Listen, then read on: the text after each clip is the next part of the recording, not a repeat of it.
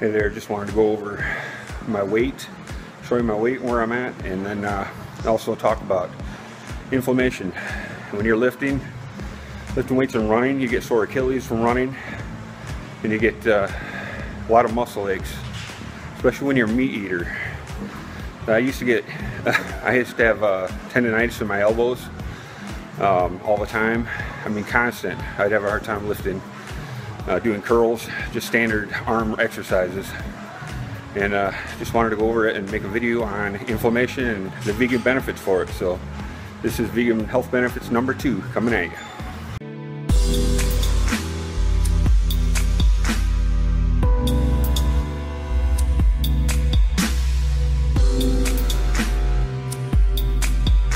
The human body is designed to be in an alkaline state. Most people who suffer from an unbalanced pH level are in more of an acidic state called acidosis. Now, mild acidosis can cause such problems as cardiovascular damage, including the constriction of blood vessels and the reduction of oxygen. It can cause weight gain, obesity and diabetes, osteoporosis, and most importantly for this video, joint pain, tendonitis, aching muscles, and lactic acid buildup.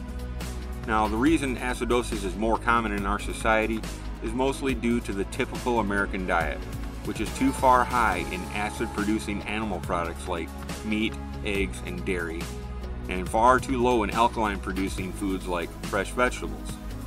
We also eat acid-producing processed foods like white flour and sugar, and then we drink acid-producing beverages like coffee and soft drinks. Now, I have a link to the article I'm reading from here down below, so check it out. Now, one of the best things we can do to correct an overly acidic body is to eat a plant-based diet. Gee, I wonder if you thought I was going there.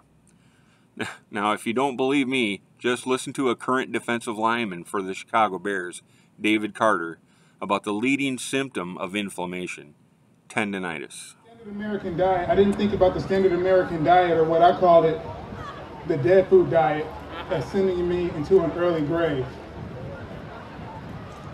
I'm really happy to hear that there will be non-vegans here today, because converting meat eaters is one of my favorite things to do now. A little over a year ago, my body put me in a compromising position, and I knew I had to make a change.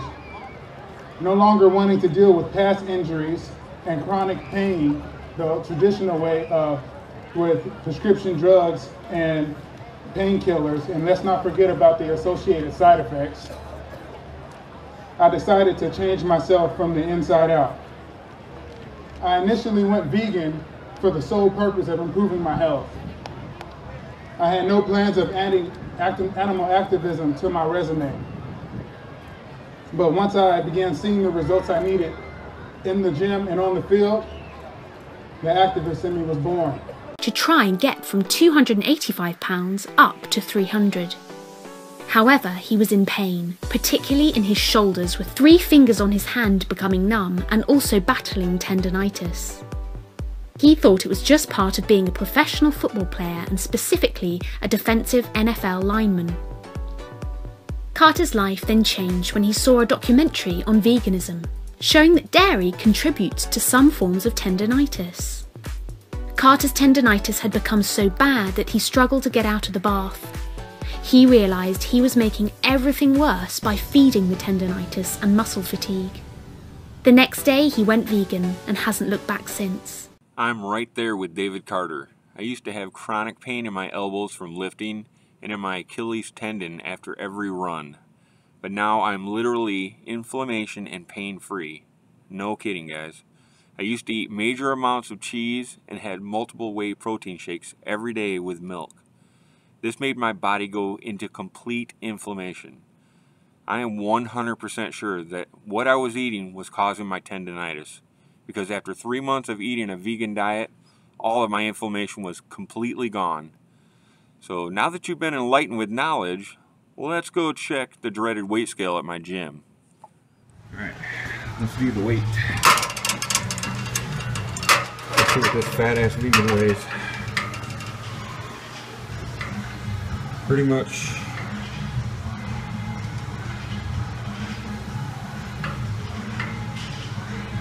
I'm on 250 now, and it's kind of floating in there. I'm at 250 exactly on the zero. Like I said, it's kind of floating in there, so 250 pounds. Now, I said I was going to go fully raw for 10 days, and I've had a hard time. I've actually been struggling. I got home this morning from work, working third shift, and I ate about 10 to 12 peanut butter crackers. I spread the peanut butter on crackers and ate about 10 big crackers of them.